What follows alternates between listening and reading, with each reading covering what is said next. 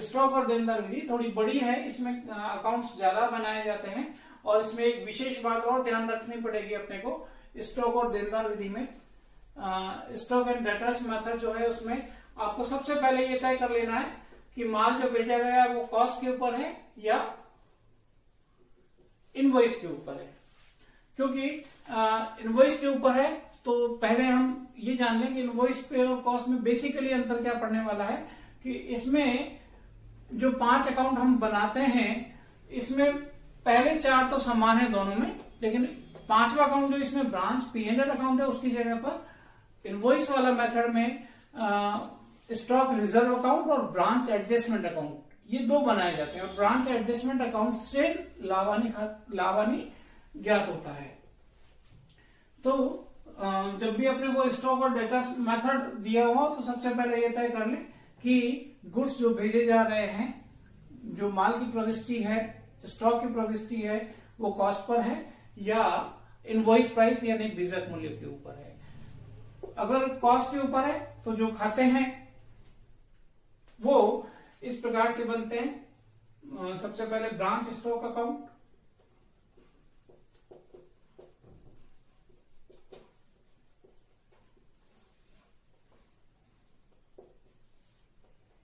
वैसे ही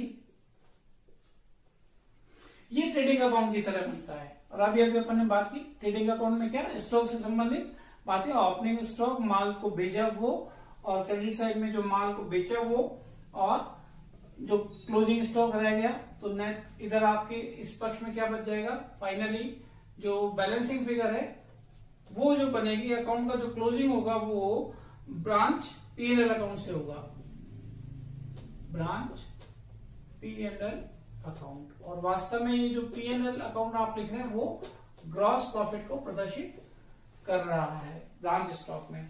बस यहां पर एक ध्यान ये रखिए कि जो क्रेडिट सेल्स है वो यहां पे ब्रांच डेटर्स के नाम से आएगी।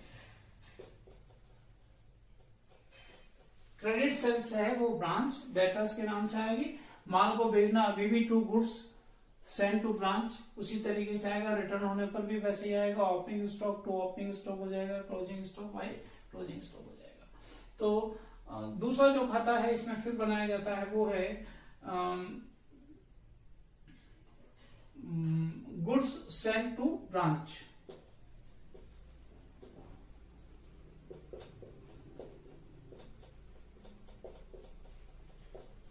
अकाउंट एक तो सामान्य बात है कि स्टॉक खाते में यहां पे आपने to goods send to branch बतला ही रखा है, वो यहां पर आ जाएगा बाई ब्रांच स्टॉक अकाउंट। उसने इसका और इसने उसका नाम ले लिया। ऐसे ही अगर रिटर्न है तो आपने यहां पे दर्शा रखा होगा by goods send to branch, वही इस पक्ष में आ जाएगा टू ब्रांच स्टॉक अकाउंट। ये तो वही एंट्री हो गई देखिए। और इसका जो बैलेंस बचेगा वो ट्रांसफर कर दिया जाएगा टू परचेज अकाउंट में, या इसी को अपन बोले ट्रेडिंग अकाउंट में। ये जो बैलेंस है फिर ये ध्यान में रखें कि ये कहां जा रहा है। तो इस प्रकार से ये खाता बंद हो जाएगा।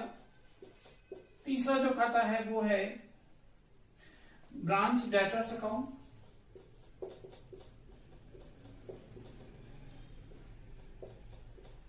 जो भी माल का बेचना हुआ है, माल से संबंधित क्रेडिट टर्म पे बेचना हुआ है डेटर्स को, वो सारी चीजें इसमें आ जाएगी। जैसे कि opening balance BD, opening balance जो इसका वो लेके आ जाए आप। फिर to branch stock and debtors method है तो आपस में ये स्टॉक खाता और डेटर्स का खाता, स्टॉक से जुड़ी हुई बात इन दोनों की आपस में एक दूसरे के खाते के मार्फत आ जाएगी। उसमें ब्रांच डेटर्स लिखा, यहाँ पे ब्रांच स्टॉक लिख दिया ये अपन है ना। ठीक इसी तरीके से इस पक्ष में अगर अपने को बताना है तो उनसे जो पैसा मिला है बाई कैश, अगर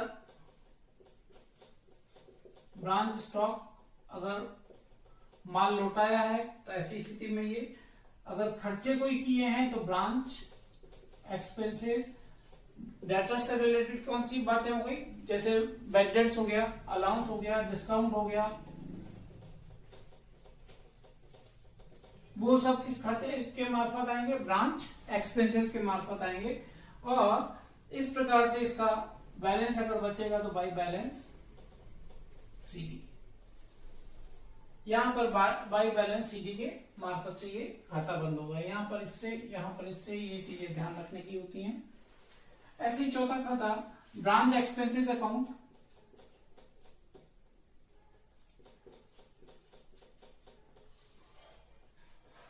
ब्रांच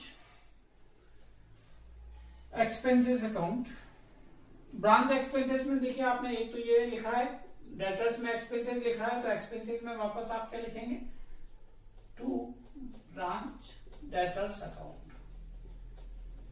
अमाउंट कौन से लेंगे, वही वाले अलाउंस, डिस्काउंट, बैड डेट, जो कि डेटर से संबंधित हैं।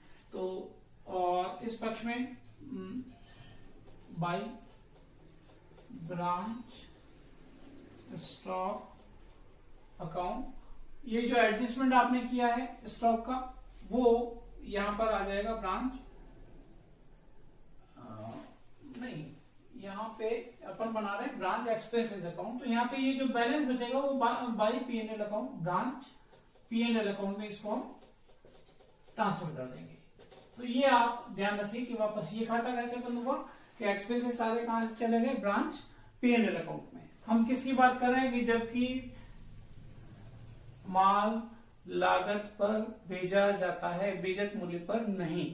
तो फिर ऐसी स्थिति में 4 तक तो ठीक है, नाम यही है, इनवॉइस में भी यही नाम होते हैं खातों के, लेकिन 5वां जो है वो ब्रांच पीएनएल अकाउंट हो जाएगा,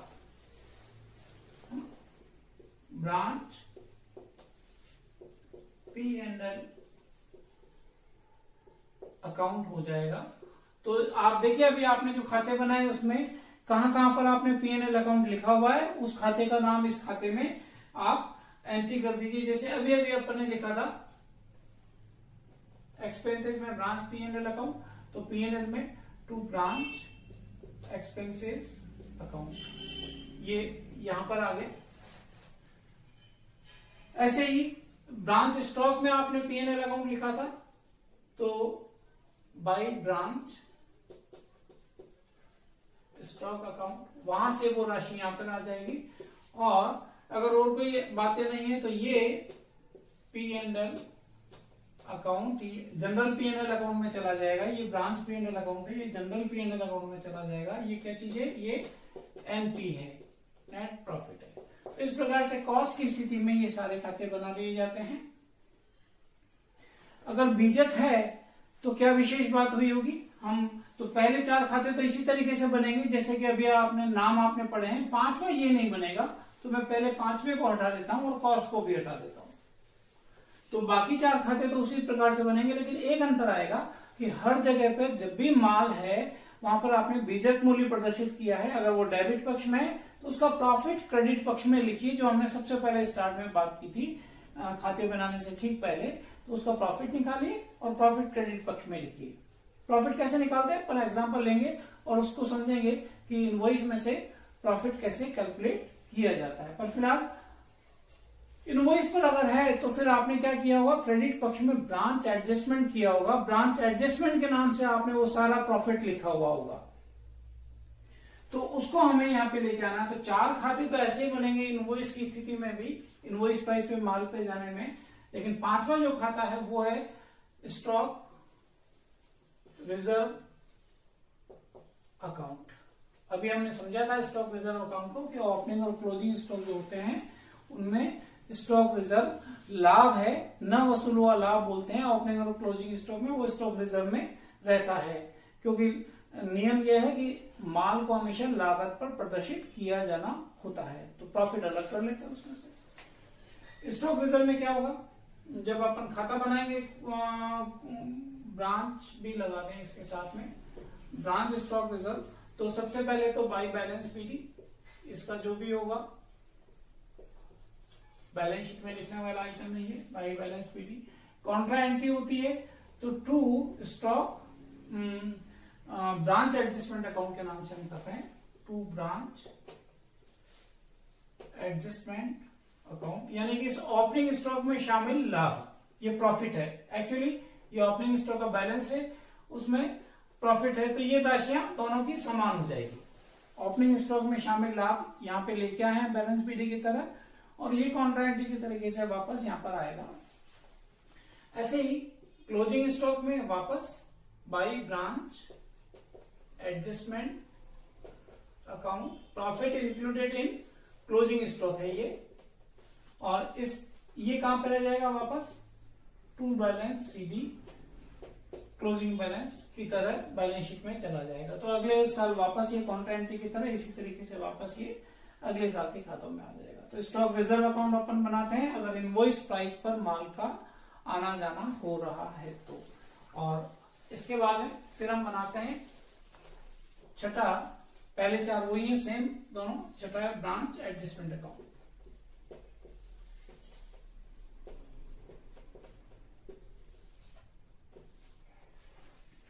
ब्रांच एडजस्टमेंट अकाउंट में क्या करते हैं, बाई स्टॉक रिजर्व,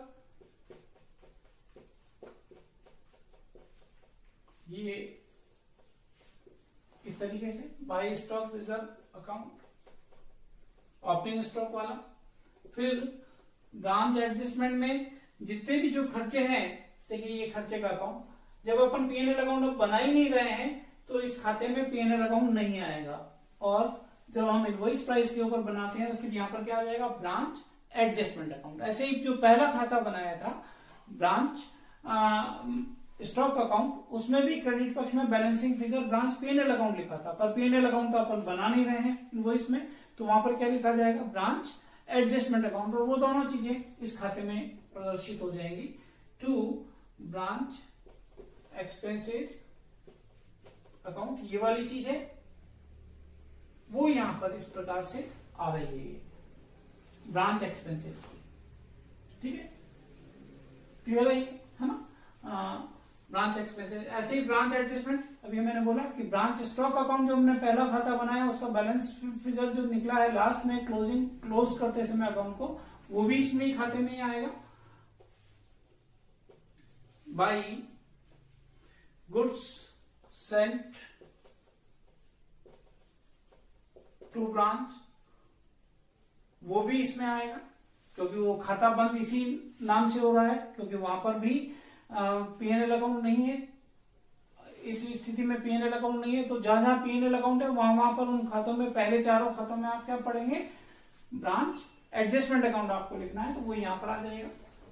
ऐसे ही टू ब्रांच स्टॉक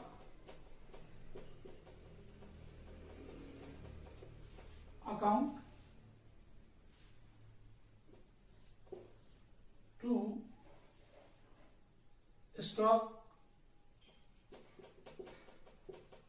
रिजर्व, जैसे ये ओपनिंग का था ये क्लोजिंग का हो जाएगा, और इस प्रकार से जो खाते का बैलेंस इधर निकलेगा टू पी&एल अकाउंट, तो ये जनरल पी&एल अकाउंट में एनपी ट्रांसफर हो जाएगा। अगर प्रॉफिट है तो इस पक्ष में आएगा, और अगर ये लॉस होगा तो उस पक्ष में चला जाएगा। तो इनवॉइस वाली स्थिति में फिर ये दोनों खाते बनते हैं instead of branch PNL account. तो पहले चार खातों में जहां जहां पे भी ब्रांच पीएनएल अकाउंट आया उनकी जगह पे ब्रांच एडजस्टमेंट अकाउंट अपने को लेना पड़ेगा। तो ये है विधि नंबर 3 जो सबसे बड़ी थी।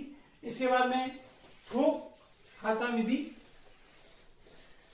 ब्रांच अपने माल को होलसेलर को सप्लाई करने के साथ में अगर ब्रांच को भी सप्लाई करता है तो लागत में थोड़ा सा लाभ जोड़ के फिर वो उसको सप्लाई कर देता है, और ब्रांच क्या करती है फिर वापस अपना थोड़ा लाभ और जोड़ के फिर मार्केट में उसको बेच देती है। तो वास्तव में थोक शाखा विधि में जब अपन बात करें तो ब्रांच स्टॉक अकाउंट बना लिया जाता है, बस एक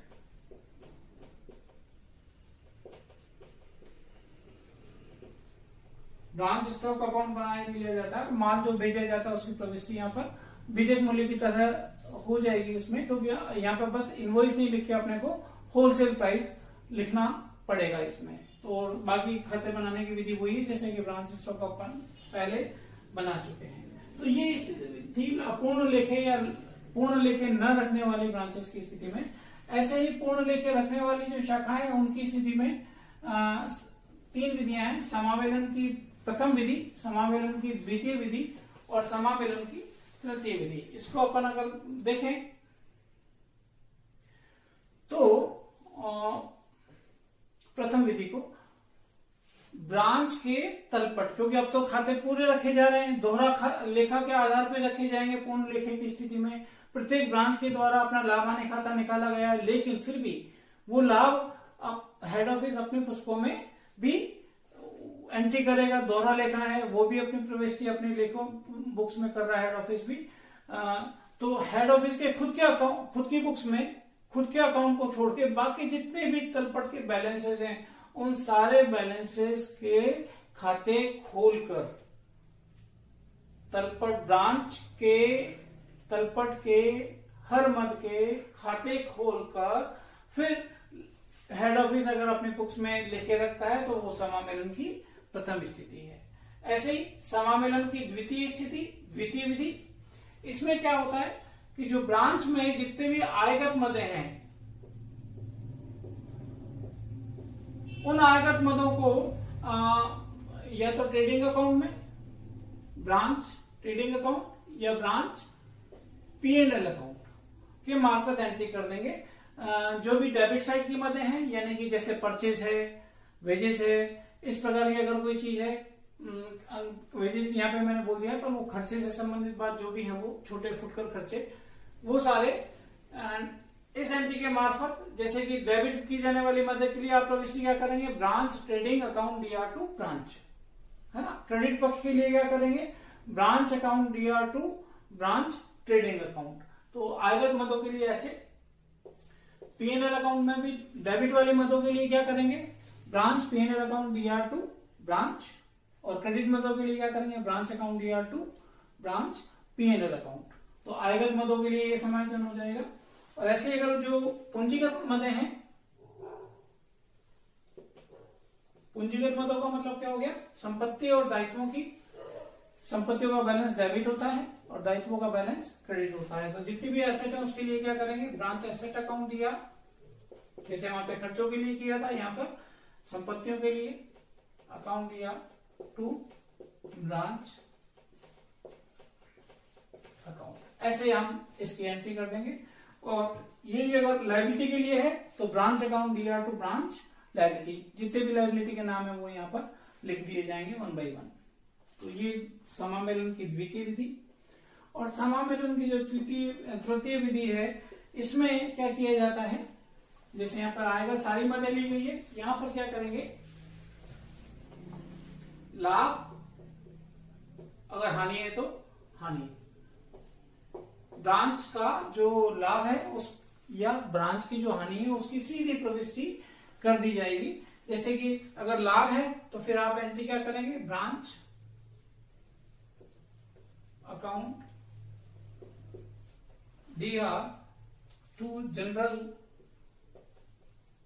P&L अकाउंट। यानी वहां इससे पहले वाली विधि में क्या कर रहे थे आप, सारी आयगत मदों को ले रहे थे, ट्रेडिंग वाले को ट्रेडिंग के मार्फत और P&L वाले को P&L के मार्फत आप प्रविष्टियां दे रहे थे। यहाँ पर क्या करना है, वो जो सारा पूरा खाता बना लिया उसका जो प्रॉफिट है, केवल उस प्रॉफिट वाले फिगर के आधार पर branch account DR2 general P&L account, अगर प्रॉफिट हुआ है तो, और अगर लॉस हुआ है तो विपरीत तरीके से लिखें, general P&L account DR2 branch account. तो और पूंजीगत मदों के लिए अभी भी वही है, सारी संपत्तियों के लिए प्रविष्टि इसी प्रकार से की जाएगी, branch asset account DR2 branch account, और अगर लायबिलिटीज है तो branch account DR2 branch liability account. तो इस प्रकार से ये तीनों विधियां काम करती हैं। ज्यादातर अपने को ध्यान, इनको बहुत डिटेल में स्टडी अपने को करना है। अब ध्यान की बात क्या है कि P&L अकाउंट हेड ऑफिस ने भी बना लिया, P&L अकाउंट ब्रांच ने भी बना लिया, दोनों का प्रॉफिट मिलना चाहिए नेचुरली, क्योंकि ट्रांजेक्शन तो समान हुए हैं, पर कई बार ये लाभ बैलेंस एक दूसरे के नहीं मिलते हैं। हेड ऑफिस की बुक्स में अलग अमाउंट बता रहा है ब्रांच के लिए, ब्रांच की बुक्स में अलग अमाउंट बता रहा है हेड ऑफिस के लिए, तो इसके भी कारण होते हैं। उसका मिलान या रिकॉन्सिलेशन कैसे किया जाता है, इन 3 कारणों से यह अंतर मेनली हो सकता है। मार्ग में रोकड़, goods in transit, cash in transit, branch की एसेट्स के ऊपर डेप्रिसिएशन, हास या रास, मूल्य रास, और अंतर शाखा, एक से ज्यादा अगर शाखाएं और आपस में शाखाओं के बीच में अगर कोई व्यवहार ट्रांजेक्शन अगर हुआ है तो उसके कारण भी ऐसा हो सकता है कि हेड ऑफिस अलग शेष प्रदर्शित करता है ब्रांच का, और ब्रांच अलग शेष प्रदर्शित करता है हेड ऑफिस का।